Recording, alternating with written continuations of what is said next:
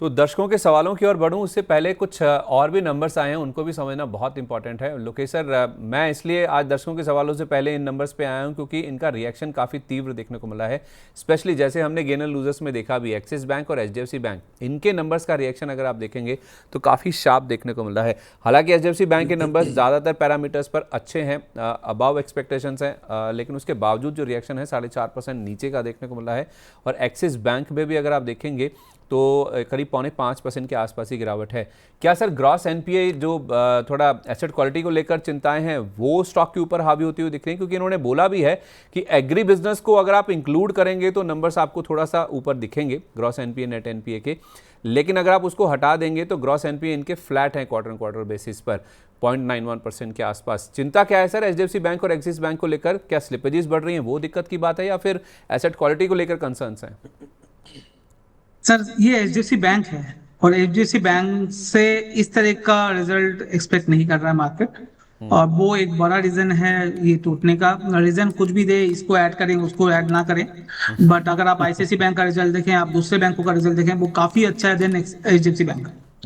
तो इस वजह से भी मार्केट इसको पनिश कर रहा है, स्पेशली एफआई के होल्डिंग में होता है। एक तो आप वैल्यूएशन बहुत ज्यादा क्रैक करते हो, आज भी करेक्शन होने के बाद, इतना करेक्शन होने के बाद भी 17-18 का मल्टीपल में चल रहा है, बुक वैल्यू 2.5-3 के चल रहा है। और वर्ल्ड मार्केट में देखोगे तो 10-12 के ज्यादा आपको बैंक नहीं मिलेंगे, अच्छे अच्छे बैंक 10-12 के मल्टीपल में चलते हैं। और उसके बाद आपका जो ग्रोथ है अगर धीरे धीरे कम होता रहा है तो उसका ही पिटाई आपको होते हुए दिखा है एचडीएफसी बैंक में।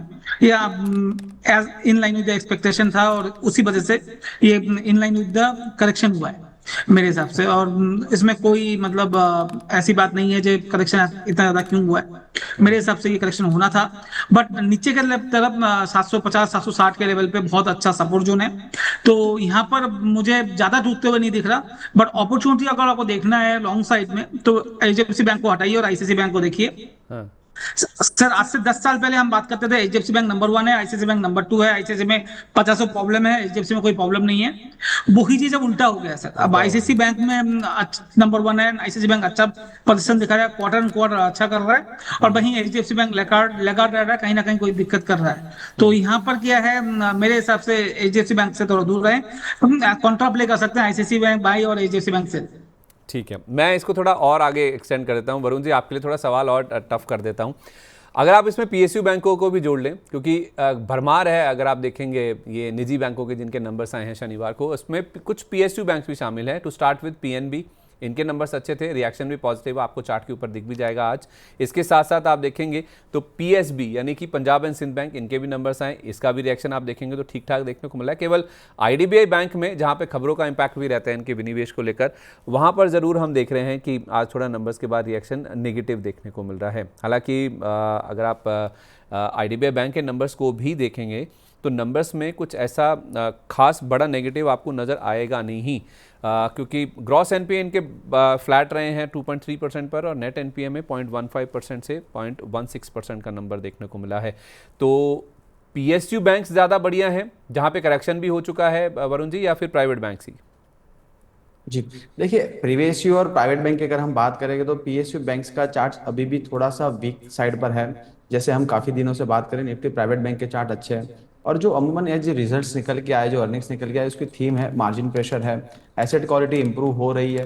तो यहाँ पर आप देखेंगे तो जो मैनेजमेंट का गाइडेंस है, मैंने गाइडेंस जो अभी सारे बैंक्स के पढ़े हैं यहाँ पर, तो गाइडेंस पॉजिटिव साइड पर है।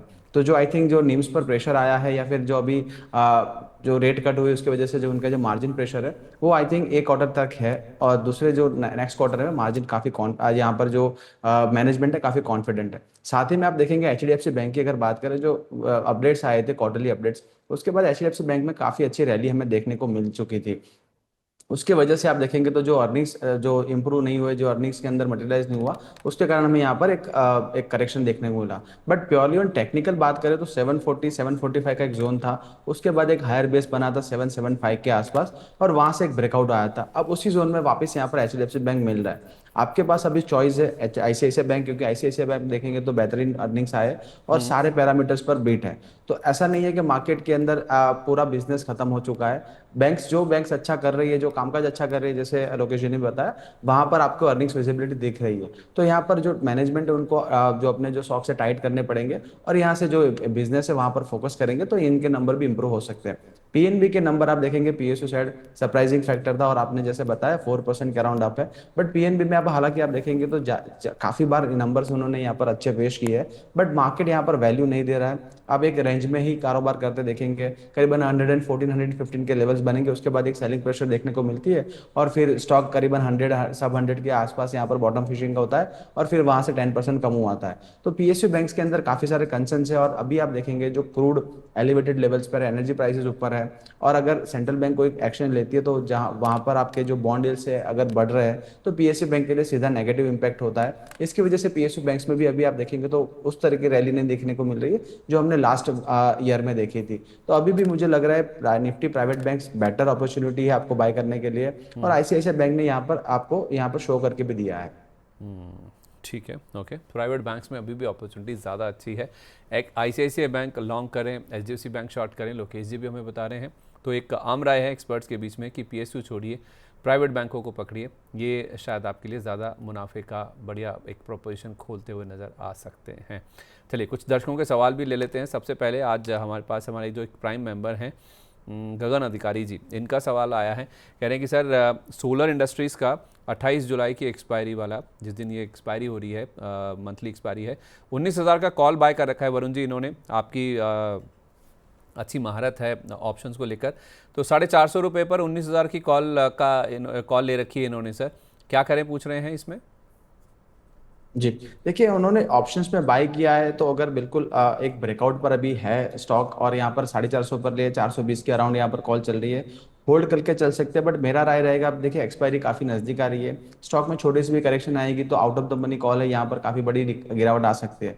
तो एक स्टॉप लॉस लेके चलेंगे, स्टॉप लॉस करीबन आपका होगा 375 का, 375 का स्टॉप लॉस मेंटेन करेंगे। संदीप जी, सोलर इंडस्ट्री पर हमारी काफी दिनों से कवरेज है और करीबन आप देखेंगे जो एक मर्जर हुआ, एक एक्विजिशन हुआ था अपोलो माइक्रोसिस्टम और प्रीमियर एक्सप्लोजिव का, उस दिन सोलर इंडस्ट्री में काफी बड़ी गिरावट आई थी और करीबन 17,200 के अराउंड चल रहा था। तब भी आपने मुझे एक बार क्वेश्चन पूछा था कि यहाँ पर आपकी लॉन्ग की राय है, तो यहाँ पर हमारी लॉन्ग राय थी। वहां पर आप देखेंगे तो रिस्क रिवॉर्ड काफी फेवरेबल हो चुका था, 16,500 का स्टॉप लॉस था और यहाँ पर टारगेट काफी अग्रेसिव है करीबन 22,000 तक के, अभी भी वो इंटैक्ट है व्यू। और आप देखेंगे जो हमने कवरेज शुरू की थी उसके ऊपर के प्राइजेस अब आना शुरू हो चुके हैं। 19,000 18,850 का एक जोन है, उसके ऊपर जैसे स्टॉक निकलना शुरू करेगा यहाँ पर काफी अच्छा ब्रेकआउट एक मोमेंटम देखने को मिल सकता है और 20,000 फर्स्ट हर्डल रहेगा। 20,000 के बाद आप देखेंगे तो काफी बढ़िया एक अपमूव मिलेगा, करीबन 22,000 के टारगेट्स। बट यहाँ पर थोड़ा सा आपको वेट करना पड़ेगा, करीबन 3 to 6 वीक्स।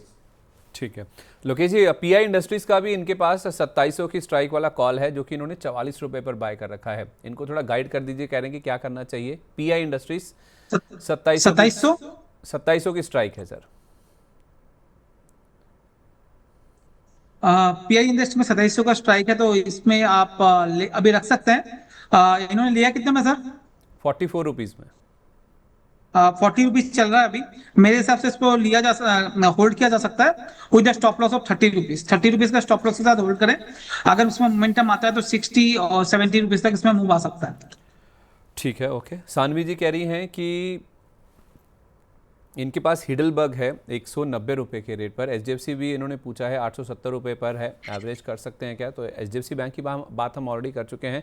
वरुण जी, इनको हिडलबर्ग पे राय दीजिए। 190 रुपये का इनका प्राइस है जहां पर इन्होंने खरीदे हैं। और उसके साथ साथ मैं चाहूँगा कि इंडिया सीमेंट्स ये भी एक बार दिखाइए। इंडिया सीमेंट्स के ना जो रिजल्ट्स आए हैं उसका रिएक्शन हम देख रहे हैं कि स्टॉक में आज देखने को मिल रहा है। तो हिडलबर्ग 190 का लिया है सर, 160 के नीचे है। जरा एक बार इंडिया सीमेंट्स के नंबर का रिएक्शन भी बता दीजिएगा कैसे करना है। घाटे से कंपनी मुनाफे में आई है। जी, देखिए यहाँ पर सीमेंट स्पेस पर आप देखेंगे तो थोड़ा सा सबड्यूट कारोबार चल रहा है और साथ ही में आप देखेंगे जो उन्होंने प्राइस इंक्रीज किए थे फर्स्ट क्वार्टर के अंदर, तो वहां पर जो प्राइस सस्टेन नहीं हो पाए थे और थोड़ा डिमांड में भी आप देखेंगे तो यहाँ पर रिकवरी नहीं दिख रही है और साथ ही में मानसून सीजन उनके लिए थोड़ा सा स्केप्टिकल रहता है। बट आगे आने वाले आप देखेंगे तो मैनेजमेंट के गाइडेंस है वो काफी पॉजिटिव है। हिडलबर्ग की अगर बात करेंगे, अभी भी एक स्टॉक डाउन ट्रेंडिंग स्टॉक है। अपने मंथली के 200 SMA के आसपास यहाँ पर कंसोलिडेट कर रहा है। लॉन्ग टर्म के लिए बिल्कुल यहाँ पर एक अच्छा जोन है आपको एक्यूमुलेट करना है, क्योंकि रिस्क टू रिवॉर्ड जो है काफ़ी फेवरेबल है। करीबन 135 का एक स्टॉप लॉस मेंटेन करेंगे और यहाँ पर काफ़ी बड़ी अपसाइड हो सकती है, बट स्टॉक के अंदर मोमेंटम नहीं है। तो अगर आपका 8 to 12 मंथ्स का व्यू है और जो मार्जिन साइकिल या फिर डिमांड साइकिल इंप्रूव हो रही है, उसके बाद आप अर्निंग्स अच्छे आएंगे, तब तक वेट कर सकते हैं। तो आप यहाँ पर सीमेंट सेक्टर बने रही है। इंडिया सीमेंट में भी आप देखेंगे तो जो यहाँ पर नंबर्स अच्छे आए थे, बट आप देखेंगे तो ऊपरी तरफ से स्टॉक के अंदर एक गिरावट हमें देखने को मिली थी। अभी भी आप देखेंगे तो स्टॉक प्रेशर में है। तो यहाँ पर उसी तरह से कारोबार करेंगे, करीबन 4% के डाउन है। नीचे की तरफ आप देखेंगे इंडिया सीमेंट में करीबन 360-65 का एक अच्छा जोन है। अगर वहां पर आपको यहाँ पर मिल रहा है तो बिल्कुल यहाँ पर एक्यूमुलेट किया जा सकता है विद स्टॉप लॉस ऑफ 345। तो सीमेंट के सेक्टर के अंदर ओवरऑल जो थीम बन रही है, वहां पर आपको थोड़ा सा लॉन्गर टर्म व्यू रखना पड़ेगा। ठीक है, ओके। लोकेश जी, टर्टल मिंट फिनटेक इसका आईपीओ आया था। आईपीओ के बाद शेयर में हमने गिरावट देखी थी और अब नंबर्स आए हैं। चूंकि ये कंपनी अब मुनाफे में नहीं थी तो वही एक दिक्कत की बात थी और पहली बार इन्होंने अपना अब मुनाफा पेश कर दिया है। करीब 40 करोड़ के आसपास का घाटा था, उसके सामने 3 करोड़ रुपए का मुनाफा आया, 42% इनका रेवेन्यू बढ़कर आया। हालांकि एबिडा लॉस जो है वो अभी भी जारी है, कम हुआ है। ऑपरेशनल बेसिस पर नंबर्स अभी भी दिक्कत में है, लेकिन हाँ, नेट लेवल पर इन्होंने मुनाफा शो कर दिया है। तो उस हिसाब से टर्टल मिंट फिनटेक, तो इसमें हम देख रहे हैं कि रिएक्शन भी पॉजिटिव साइड पर दिख रहा है। आज अपना इशू प्राइस जो था 152 रुपये का, उसके ऊपर तो नहीं टिक पा रहा है। 154.30 का हाई लगाकर ये नीचे आ गया। तो इसमें कैसे अप्रोच करें स्टॉक को सर? सर इसमें ना ट्रेडिंग स्टॉप लॉस के साथ ही किया जा सकता है, क्योंकि फंडामेंटल्स ज्यादा अभी तो स्ट्रॉन्ग नहीं दिख रहे। पीबी फिनटेक के मुकाबले ये कंपनी है, ये भी इंश्योरेंस का ही काम कर रही है इंश्योरटेक, डिजिटली। हाँ हाँ। हाँ, तो मेरे हिसाब से स्टॉक पे आप बने रह सकते हैं, बट आपका स्टॉप लॉस जो है ना, वो आज का जो लो है 140, उसके 2 रुपए नीचे 138 या 137 का लगा लीजिए और उसके हिसाब से आप उसको होल्ड कर सकते हैं। मगर जरूर स्टॉप लॉस को स्ट्रिक्ट रखें, क्योंकि ज्यादा डेटा है नहीं, तो इसमें टेक्निकली ज्यादा बात बोला नहीं जा सकता। अच्छा, ठीक है, ओके, परफेक्ट है। इसके साथ साथ सुशील जी का सवाल है। वरुण जी, एक बार अपडेटर सर्विसेज देखिए, ये कह रहे हैं कि मैंने 194 रुपये पर लिया है इन एंटिसिपेशन की 240-265 तक भी चला जाएगा। सही कहेंगे इनको आप, बने रहें ये?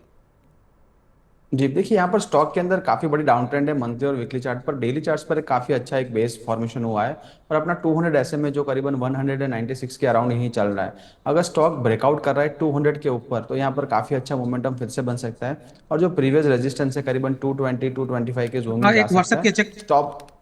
स्टॉप लॉस जरूर मेंटेन करिए यहाँ पर 185 का। ठीक है, ओके, परफेक्ट है। एक दो सवाल और ले लें।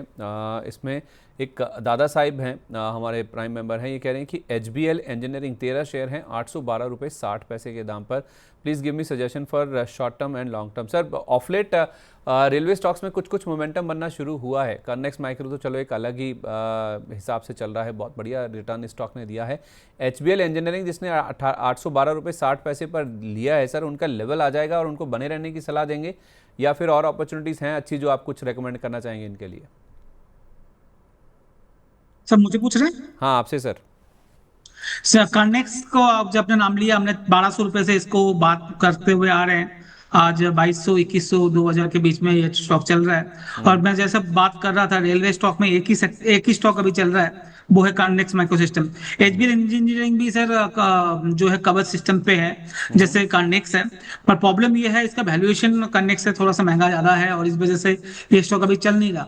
तो इसमें थोड़ा टाइम लगेगा। डाउनसाइड रिस्क प्रोटेक्टेड है, बट इसमें टाइम लगेगा ऊपर आने के लिए। तो मेरे हिसाब से अगर आप बने रहना चाहते हैं तो बने रह सकते हैं 700 के स्टॉप लॉस के साथ, बट टाइम थोड़ा सा ज्यादा लगेगा आपका भाव और प्रॉफिट बनने के लिए। अच्छा, थोड़ा सा टाइम लग सकता है, ठीक है, परफेक्ट है। एक बार रेलवे स्टॉक्स की बात करी चली है तो वरुण जी, रेलटेक को देखिए। रेलटेल को लेकर खबर आई है कि 3i इन्फोटेक ने इनके खिलाफ एक आर्बिट्रेशन प्रोसेस शुरू किया है, प्रोसीडिंग शुरू की है। वाईफाई मोनेटाइजेशन प्रोजेक्ट से जुड़ा हुआ ये मामला है, जिसको लेकर कुछ लिटिगेशन है, जिसके डिस्क्लोज कुछ खुलासा रेलटेल को आपने ओवर द वीकेंड किया है। इसका रिएक्शन भी हम देख रहे हैं स्टॉक पे आज देखने को मिल रहा है। तो हमने सर कर्नेक्स की बात कर ली, हमने बाकी स्टॉक्स की बातचीत कर ली। ये रेलटेल, IRFC, ये जो सरकारी कंपनियां हैं, इन पे कैसे व्यू बनाना चाहिए? जी देखिए संदीप जी, अभी भी आप देखेंगे रेलवे स्टॉक्स में अमूमन आप मोमेंटम है नहीं, आउट ऑफ द फ्लेवर्स अभी सेक्टर चल रहा है। और यहाँ पर एक दो स्टॉक छोड़ देंगे, उसके बाद आप देखेंगे तो रेलवे स्टॉक्स के अंदर कोई मोमेंटम नहीं बन रहा। अगर बात करें रेलटेल की, तो रेलटेल में भी आप देखिए इन्फ्लेक्शन पॉइंट पर है। अगर ये स्टॉक करीबन 290 के नीचे यहाँ पर ट्रेड करना शुरू करता है, तो यहाँ पर करीबन 265 तक के भी लेवल बन सकते हैं। काफ़ी एक बिग चार्ट है। अगर आपको बात करूँ, करीबन Q4 के अर्निंग्स आए थे जब हमने आरबीएनएल की बात की थी, आरबीएनएल भी करीबन 280 के जोन में था, तब भी हमने बॉटम फिशिंग या फिर नई एंट्री के लिए ना बोला था। अब आप देखिए उसका अब जो स्टॉक है वो करीबन 220 के अराउंड चल रहा है। तो यहाँ पर काफ़ी सारे स्टॉक्स जो है हमारे जो रिटेल निवेशक के ऊपर किस तरह पे फंसे हुए हैं, अभी भी उनके जो प्राइस है नहीं आ रहे। टीटागढ़ सिर्फ एक मुझे अच्छा लग रहा है डेली चार्ट्स पर, क्योंकि वहां पर आप देखेंगे तो 200 एसएमए जो है वहां पर एक कैप्चर कर चुका है, और एक हायर हाई हायर लो के बेस में चल रहा है डेली चार्ट्स पर। वहां पर काफी अच्छा यहाँ पर एक मुझे मोमेंटम दिख रहा है। अगर स्टॉक कामयाब रहता है करीबन 900 के ऊपर के जोन पर यहाँ पर ट्रेड करने के लिए, तो करीबन 965 और उसके ऊपर एक काफी बड़ा ब्रेकआउट है, और करीबन यहाँ पर 1200 तक के टारगेट बन सकते हैं। टीटागढ़ में रिस्क टू रिवॉर्ड काफी बेहतरीन लग रहा है। करीबन नीचे की तरफ आप देखेंगे तो 820 या फिर आप थोड़े अग्रेसिव ट्रेडर या 800 के नीचे के स्टॉप लॉस मेंटेन कर सकते हैं। ऊपर की तरफ 965 और 1200 दो टारगेट यहाँ पर बन सकते हैं।